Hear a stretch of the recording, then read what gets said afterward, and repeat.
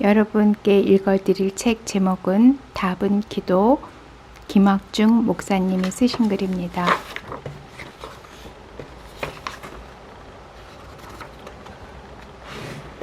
추천글. 누구에게나 삶은 막막하다. 든든하다 여겼던 터전이 흔들릴 때 사람은 비로소 자신이 한낱 인간에 지나지 않는다는 사실을 아프게 자각한다. 저 무한한 공간의 영원한 침묵이 나를 두렵게 한다. 라는 파스칼의 말은 삶의 실상과 마주한 이의 절백한 고백이다. 그런 자각은 우리를 허무가 아니라 외경심으로 이끈다. 가없이 큰 세계 앞에 설 때 사람은 어지러워한다. 그 어지러움은 혼돈이 아니라 더 큰 세계로의 초대이다. 크고 강활한 세계는 어떤 이에게는 두려움이지만 기꺼이 자신을 맡기려는 이들에게는 고향처럼 넉넉한 품이 된다. 우리를 온통 사로잡고 괴롭혔던 일들이 사소한 것으로 드러날 때 그렇게 집착하지 않아도 괜찮은 이름을 자각할 때 자유가 유입된다. 은총의 순간이다. 인격적인 하나님은 세상의 소리에 민감하시다. 형식을 갖추어 드리는 기도도 들으시지만 미처 언어화되지 못한 탄식이나 신음도 당신의 나라가 임하소서라는 기도로 들으신다. 그리고 기꺼이 세상 일에 개입하신다. 우리가 기도할 수 있는 것은 그런 하나님을 믿기 때문이다. 하나님께 엎드려 기도를 바치는 순간 우리의 시간은 새로워진다. 영혼의 빛 속에서 오늘을 보게 되기 때문이다. 그 빛 안에서 바라보면 우리를 괴롭히던 문제가 달리 보인다.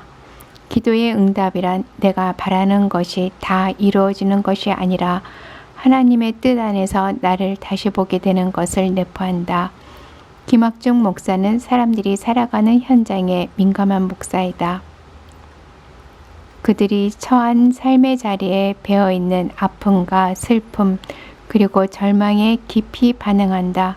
그리고 그런 상황 속에서 신앙인으로 산다는 것이 과연 무엇인지를 쉽고도 명료한 언어로 풀어낸다. 그가 기도해야 한다는 사실을 알면서도 어떻게 기도해야 할지 몰라 하는 당황하는 이들, 왜 내 기도는 응답되지 않는지 안타까워하는 이들을 돕기 위해 쓴 이 책은 자기 믿음을 돌아보려는 모든 이에게 큰 도움이 되리라 믿는다. 기도의 상황 속에서 내몰렸던 성서 속 인물들의 이야기나 혹은 우리의 이야기와 다르지 않다는 사실을 확인할 때 우리는 기도의 용기를 내게 된다.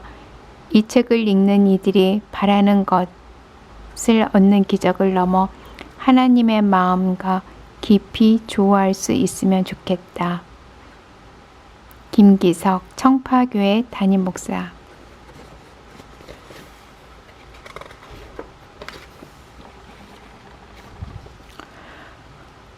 언제나 삶이 평탄할 수만은 없다. 때로는 눈물과 고난의 시간이 다가오기도 한다. 나에게도 인생의 굴곡진 시간이 있었다. 그때마다 내가 할 수 있는 건 아무것도 없었다. 새벽마다 무릎 꿇고 기도하는 것, 그뿐이었다. 끊임없이 하나님과 나누는 대화가 유일한 소통의 창구였고 내 감정을 터놓고 해소할 수 있는 그런 기도의 시간이 쌓이고 또 쌓여가면서 고단했던 날들을 잘 견뎌냈다고 생각한다. 하나님께서는 기도로 다져진 인생 스토리를 통해서 나를 간증자로 강사로 세워주셨다. 그렇게 불려주셔서 찾아가게 된 집회가 바로 꿈의 교회였다. 처음에 김학중 목사님을 뵀을 때 참 보기 드물게 깔끔하고 멋진 인상을 가진 목사님이라고 느꼈다. 아무래도 사람인지라 가장 먼저 외모가 눈에 들어오는데 이 책은 그런 목사님의 이미지와 같이 깔끔하고 딱 떨어지는 책이다. 무엇보다 기도가 간절하게 필요한 이 시대에 가장 적합한 책이다. 기도하지 않으면 이겨낼 수 없는 상황들이 이어지는 가운데 우리가 부족하다고 느끼는 기도에 관한 책을 써주셔서 감사하다. 기도라는 말은 알지만 정작 기도가 무엇인지 잘 모르는 우리에게 꼭 필요한 책이다. 교회를 오랫동안 다녔어도 잘못된 기도의 습관을 갖고 있거나 어떻게 기도해야 하는지 전혀 모르는 초신자에게도 쉽게 다가갈 수 있는 책이다. 기도하고는 있지만 과연 기도를 잘하고 있는지, 기도에 대해서 옳게 알고 있는지 점검받고 싶은 성도가 있다면 지금 당장 이 책을 펼쳐보기 바란다. 이성미, 방송인.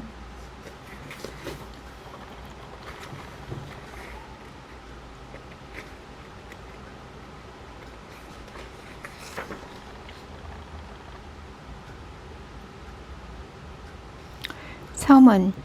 목사님, 어떻게 기도해야 응답을 받나요? 기도를 잘하고 싶은데 몰라서 막막합니다. 어느 날 SNS로 메시지 하나가 도착했다. 우리 교회 교인은 아니었지만 워낙 진지하게 묻는 통에 대화를 시작했다. 그분은 자신을 신앙생활을 오래 한 권사라고 소개하며 인터넷으로 내 설교를 듣다가 갑자기 궁금한 게 생겨서 찾아왔다고 했다. 무엇이 궁금하게 날 찾아왔을까 하는 생각이 든 찰나 그분이 던진 질문에 나는 그만 얼음이 되었다. 기도에 관한 위물음이었다. 평소 깊이 생각해보지 않은 질문이었던 터라 조금은 난감하기까지 했다.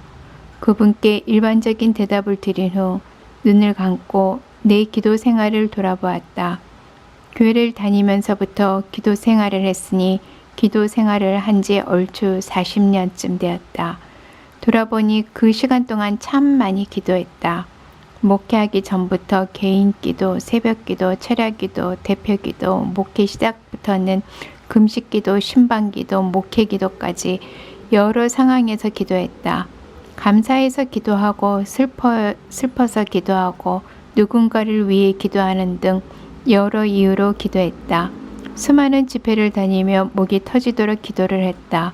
그동안 일일이 세지 못할 만큼 기도하면서 참 많은 일이 있었다. 때로는 응답을 받지 못해서 좌절하기도 했고 응답을 받고 감사했던 적도 있다. 그런데 응답을 받은 기도는 어떻게 해서 받은 것인지, 응답을 받지 못한 기도는 왜 받지 못한 것인지 생각해 본 적은 거의 없었다.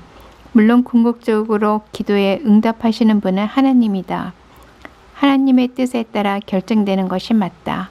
그러나 하나님을 우리와 같은 인격적인 존재로 이야기할 수 있다면 하나님께서 선호하시는 기도도 있지 않을까? 그때부터 성경에 나오는 기도를 정리했다. 어떤 기도를 하나님께서 기뻐하셨는지, 어떤 기도는 하나님께서 왜 받지 않으셨는지, 기도는 무엇이며 왜 해야 하는지, 각각의 상황에 따른 기도는 어떻게 해야 하는지, 믿음의 선배들은 어떻게 기도했는지 할 수 있는 수많은 질문을 던지고 정리했다. 이렇게 질문하고 정리한 지 2년 만에 이 책으로 첫 열매를 맺는다.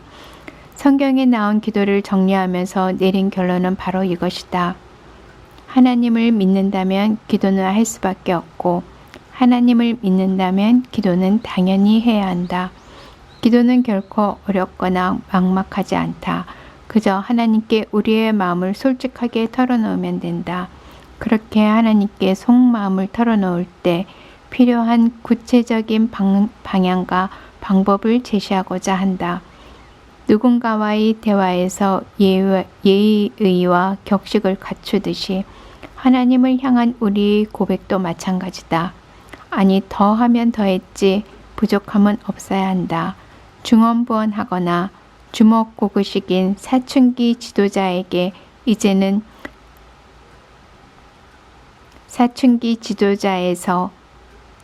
성장한 자녀와 같은 성숙한 지도자가 되어야 한다. 기도가 사라진 교회는 아무 일도 일어나지 않는다. 기도가 가물어버린 성도의 삶은 허무할 수밖에 없다. 그러니 이제 기도로 다시 한번 부흥의 간격과 회복의 은혜를 되찾아야 한다. 그렇다. 답은 기도뿐이다. 특별히 이 책을 집필하는 동안 한국 교회는 눈에 보이지 않는 작은 바이러스와 사투를 벌이며 큰 고비와 시련을 겪어내야 한다. 고난 가운데 하나님께 더욱 간절히 기도해야 한다는 필요성이 절실해졌다. 기도는 아는 것을 넘어 삶으로 행해져야 한다. 지금부터 당장 기도해야 한다. 이 책이 회복과 부흥의 마중자이자 기도의 길을 인도하는 등대의 역할을 감당할 수 있기를 소망한다. 2020년 4월 김학중